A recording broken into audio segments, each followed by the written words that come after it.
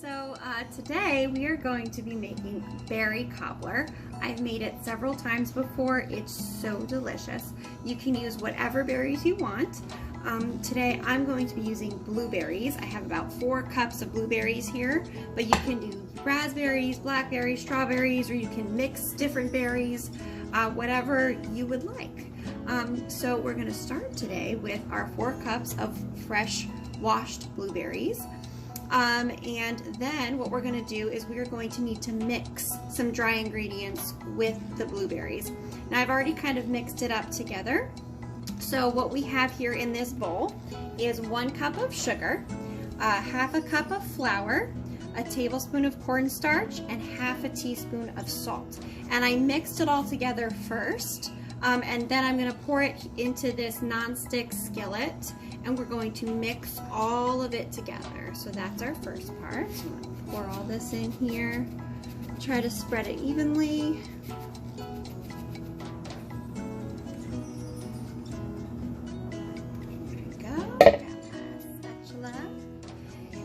Mix all this up so that the berries are evenly coated with the mixture. And then this part's pretty simple, but then we need to go on over to the stand mixer and we are going to make the crust for it, the really crumbly golden crust. So that already looks like it's mixed up pretty well. And let's go make the crust. Okay, so with my stand mixer and the paddle attachment, I am going to add 1 cup of flour. Spilled a little bit. We are going to add 3/4 a cup of rolled oats. We are going to add half a cup of sugar. And then we're going to add half a teaspoon of kosher salt and half a teaspoon of cinnamon, which I have right here mixed together. Okay. And then the last thing is going to be 1½ sticks of unsalted butter that's cold and cut up into small cubes like this. Okay. And then we're going to mix this until it forms coarse clumps, and you could pick it up and like squeeze it with your hand, but we don't want to over mix it. So we'll come back and check on this in a second. Alright, so this took about 1 or 2 minutes to get to this point, and when you pick up the crust you can squeeze it in your hands and it kind of molds to your hand, so that's about where we want it to be. So now we're going to take this and put it on top of our blueberry mixture. Okay, so this is the fun part where we get to use our hands. So I have my berry mixture here, and I've spread the blueberries evenly so they're kind of flat. And now I'm going to take the crust mixture that we made with my hands, so make sure you washed your hands, and I'm going to crumble it on top and press it in. So I get to take all this out of the bowl with my hands. I'm going to spread it around as evenly as I can. And then you kind of want to press it down a little bit so that it kind of holds in the pan. You don't want it to be too loose. And I'm making it with blueberries today because I felt like having blueberries, but in the past I've made this with a mixture of raspberries and blackberries. I'll do 2 cups of raspberries and about 2 cups of blackberries, and I'll do just the same exact thing but with those, and that's also so delicious. I was just really in the mood for some blueberries.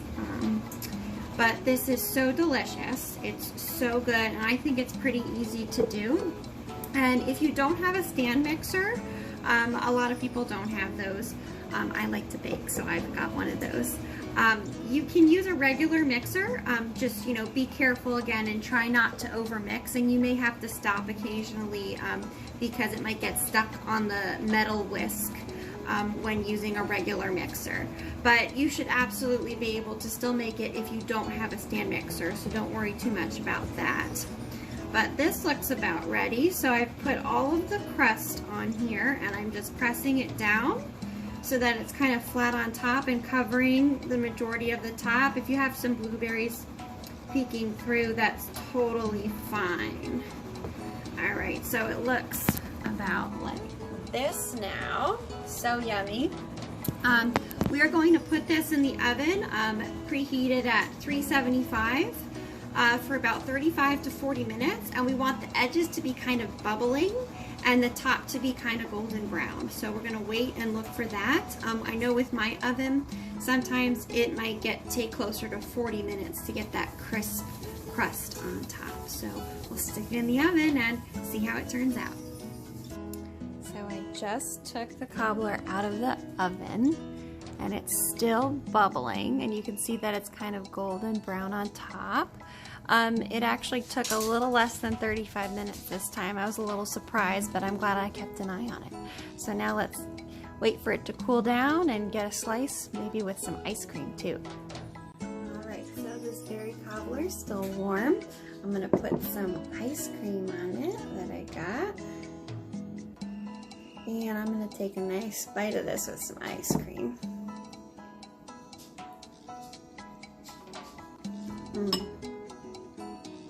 Delicious.